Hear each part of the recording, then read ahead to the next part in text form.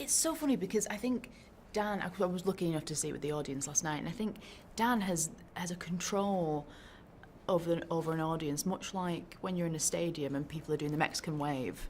Because I feel like everyone is bursting out, laughing and crying and then gasping in shock. It was a real trip. I think it was really wonderful to see it it was like played like theatre. It was great.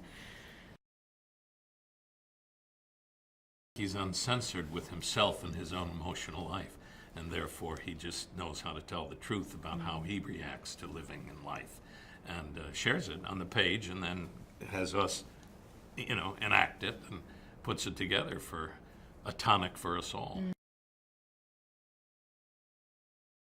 I think it's that he's incapable of not telling the truth, particularly at a time when truth is not highly regarded, and that he is devoted to telling the truth no matter what the condition, whether it's the greatest joy or sadness or hope or unknown. And I think that is something we're all starving for. I won the DNA jackpot. I got to have you tell that to my children on occasion as well. I had somebody want to talk to her to my wife. Now I need her to talk to my kids. No, I mean, I was saying to Mandy before, I was quite intimidated meeting him for the first time and having him play my grandfather, but he's so lovely and kind and envelops you with his generosity, and it was really fun. We only had one day together, but it was really fun. I wish it had been so much more, but we've got this. Yeah. Our one scene, that was it. We had one scene, but we did it. We got to do it over and over again. So and I was sad when it was over. I think she's a surge of ferocious emotion.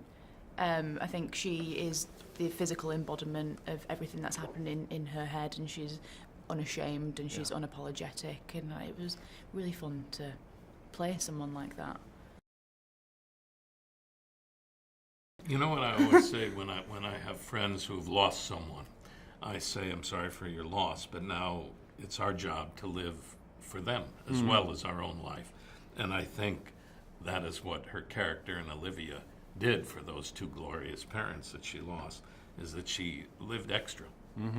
And sometimes extra is a little hard for some people to take, and sometimes it's a thank God moment. So I think to take in and live from moment to moment more, and love and appreciate each other and accept that, being earnest and some sincerity is what we need right now.